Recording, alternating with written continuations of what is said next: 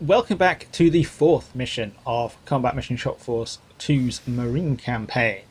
In the last three missions, we've established a beachhead on the Syrian coast, landing at Al Hamadiya, and expanding north to secure the city of Tartus and its port facilities.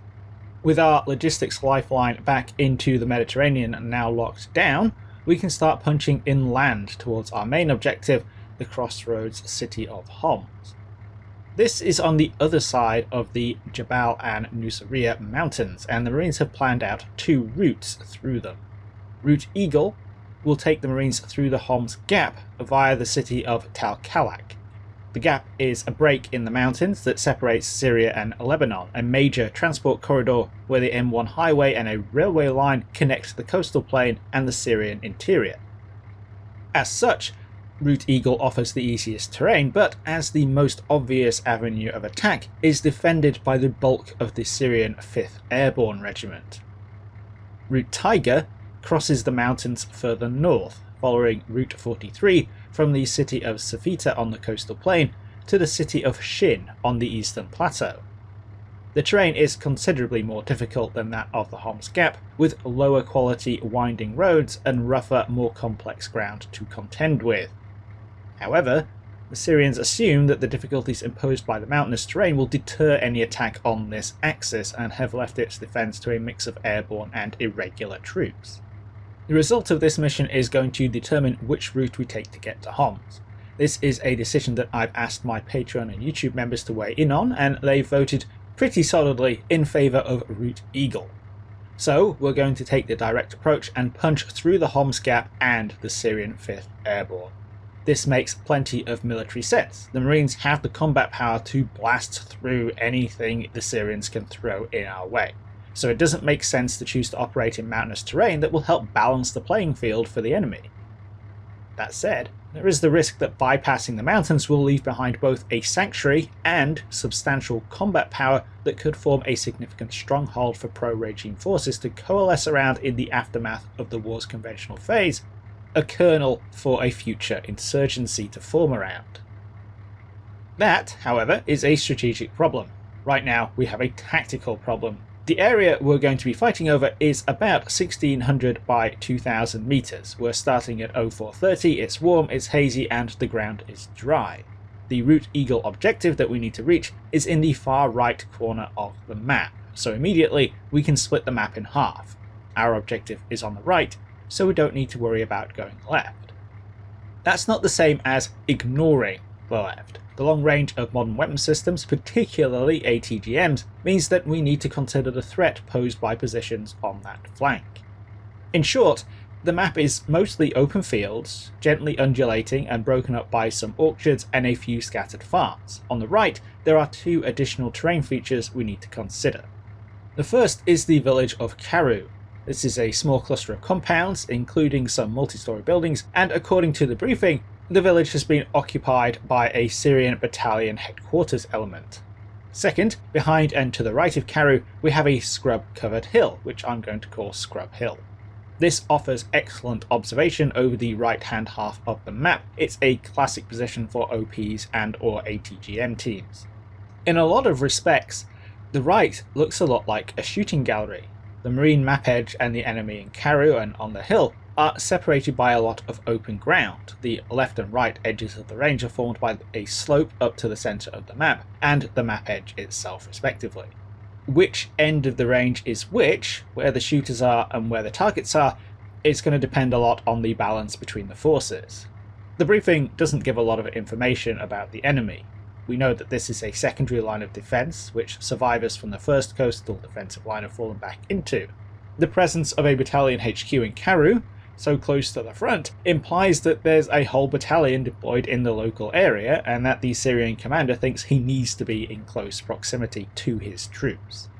On top of this, the briefing specifically mentions that significant movement has been detected in the area, including armoured units equipped with T-72 tanks, and that elements of the Syrian 5th Airborne may be present, though their main positions are further east in the Homs Gap.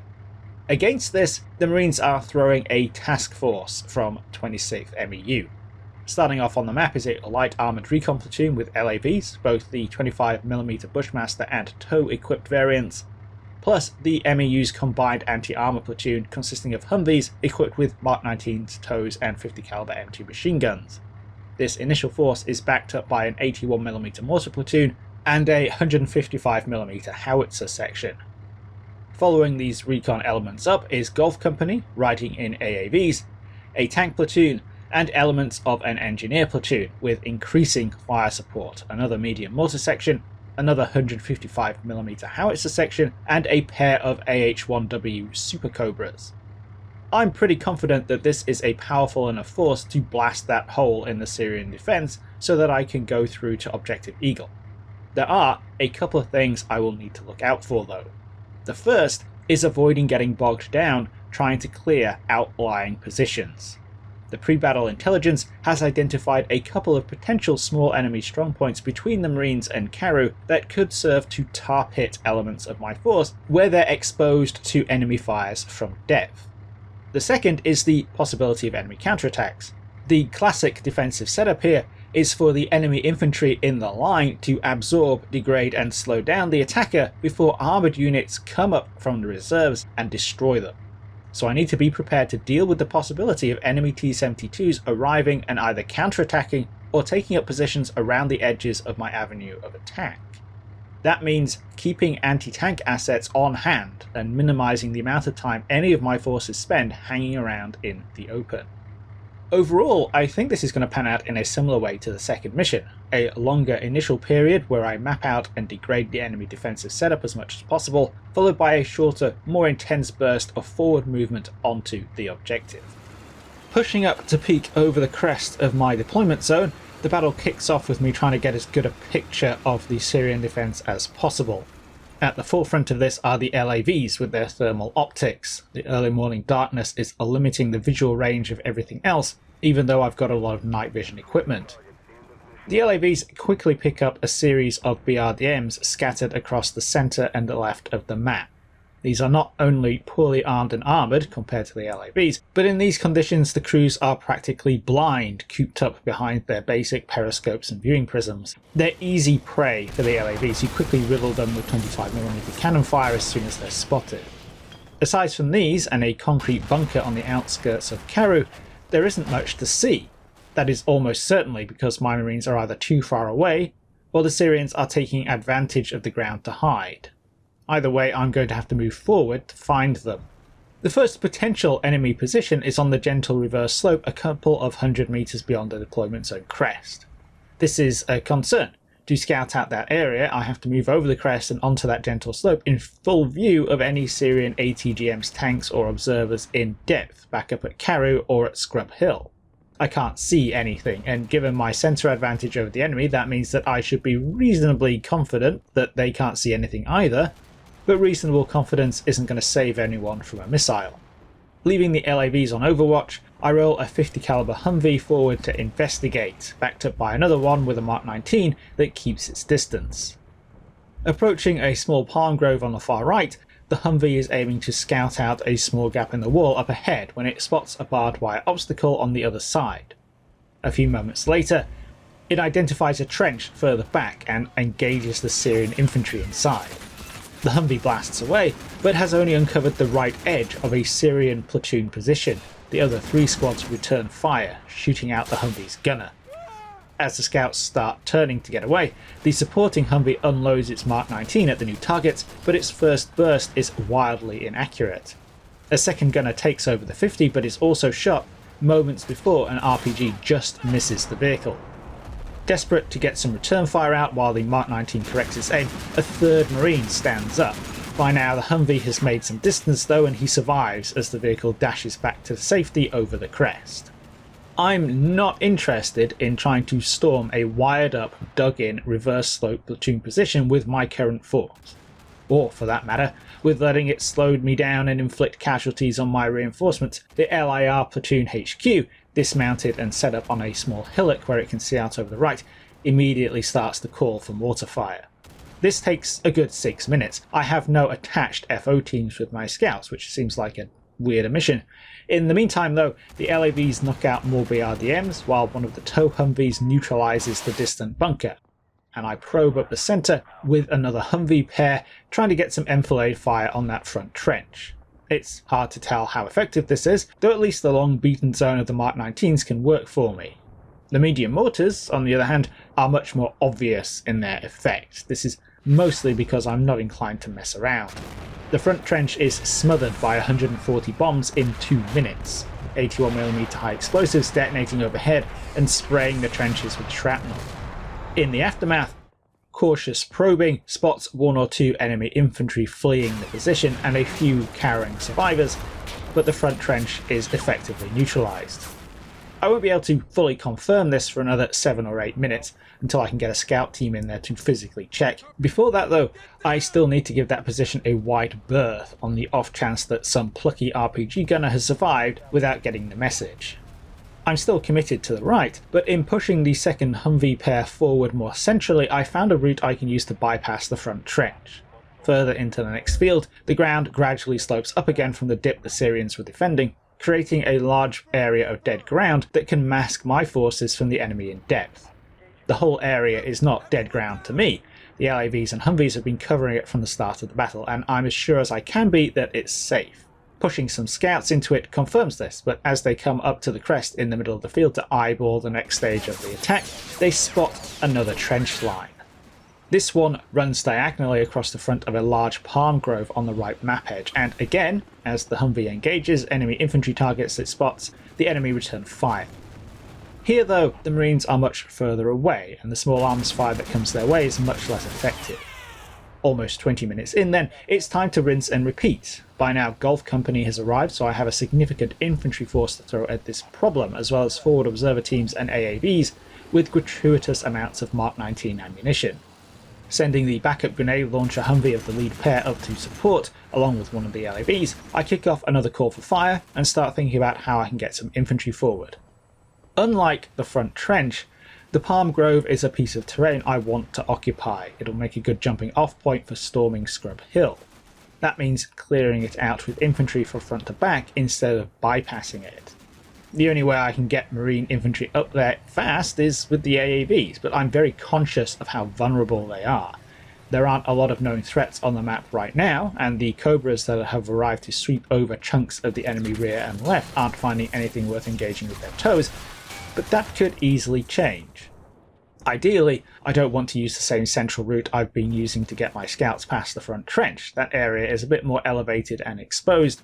I really want to punch straight through the first Syrian position and exploit the same low ground that they did. There are some existing gaps in the wall out in front, but testing one of these with an LAV reveals it, and potentially the others, have been blocked with anti-personnel mines.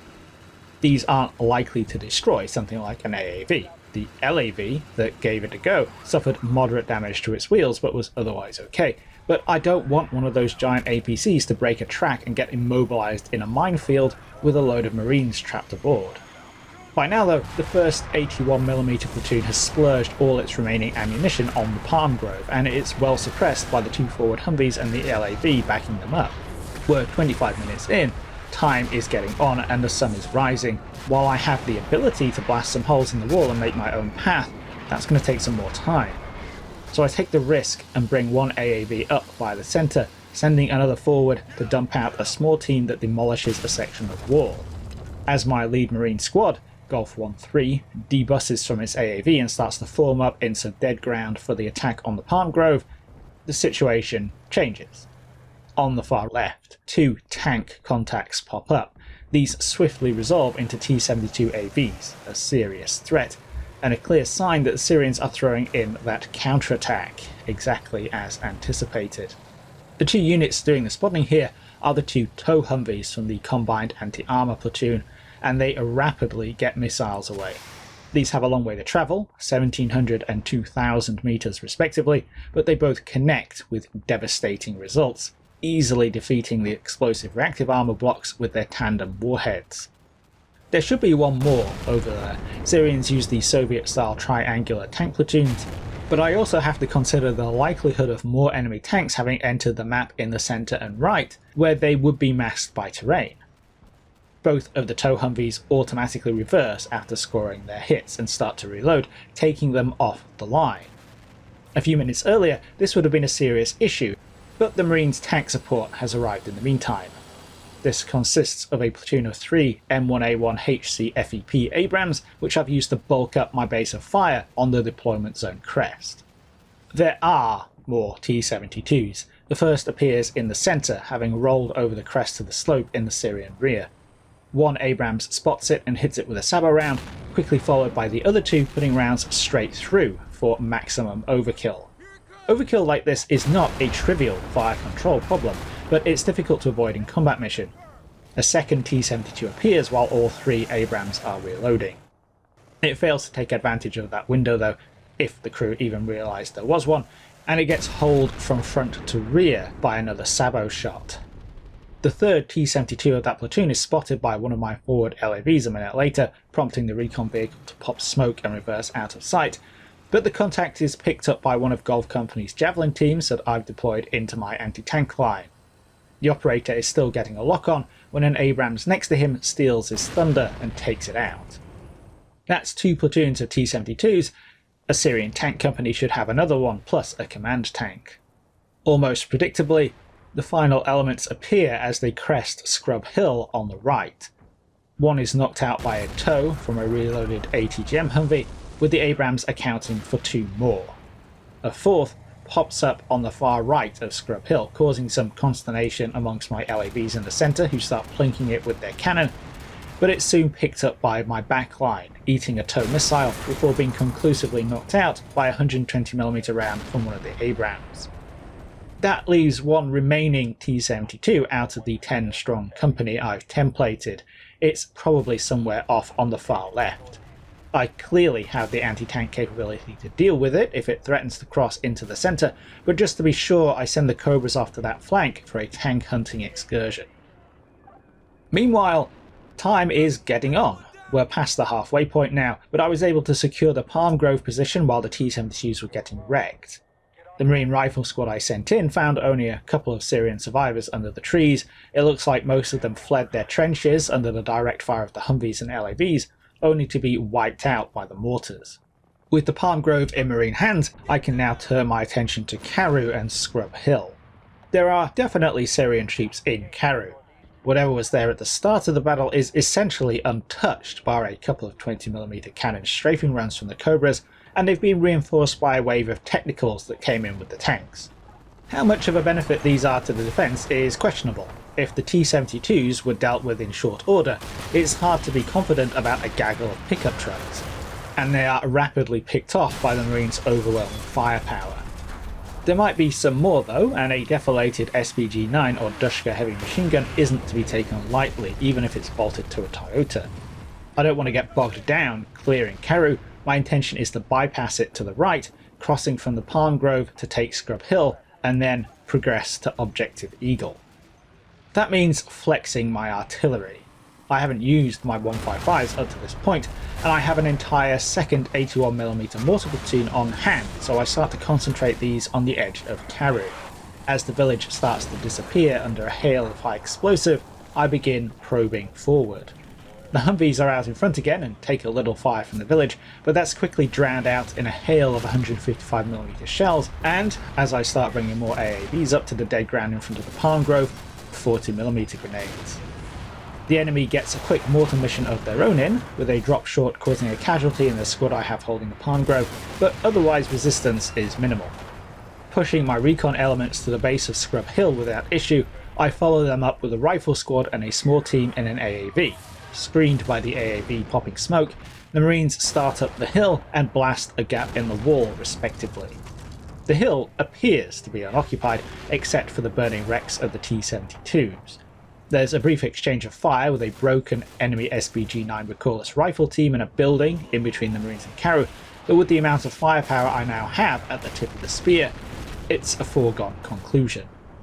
Pushing up and over Scrub Hill, through the low bushes and small trees onto the crest, is a less certain enterprise. The reverse slope has remained out of sight for the entire game, and anything I send up to the crest will be unsupported by my base of fire now 1500 metres behind. The lead Humvee chases a few lone Syrians away, but otherwise finds an empty hilltop. Another AAV comes up and deposits more Marines, who are able to finish off a couple of survivors hiding in some foxholes, but it looks like the way is clear.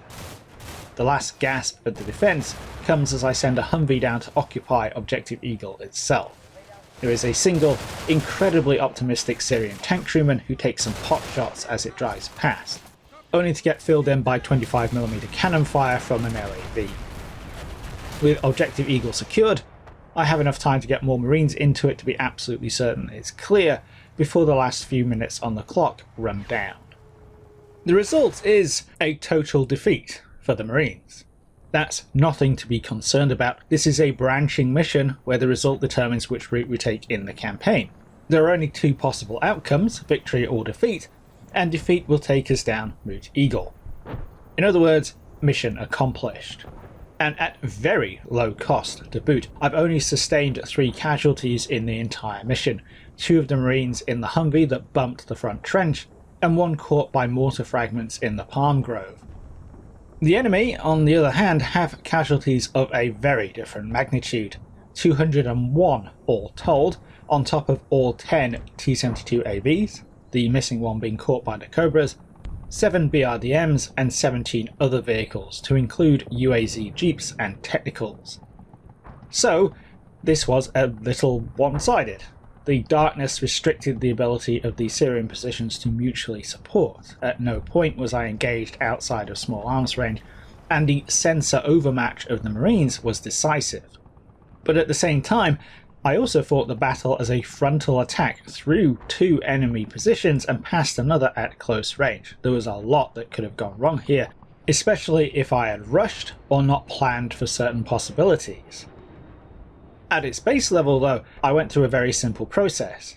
Find an enemy position, smother it with artillery and direct fire, then move up and either clear it or bypass it. Like mission 2, this one was all about firepower. The next mission doesn't look like it's going to be quite so weighted in the Marines' favour, but we are through and punching towards the Homs Gap. Hope you all enjoyed this one and found it interesting. If you'd like to watch these videos early and support the channel, you can do so via Patreon or YouTube memberships. Whether you do or not, thanks for watching, and I'll catch you in the next one.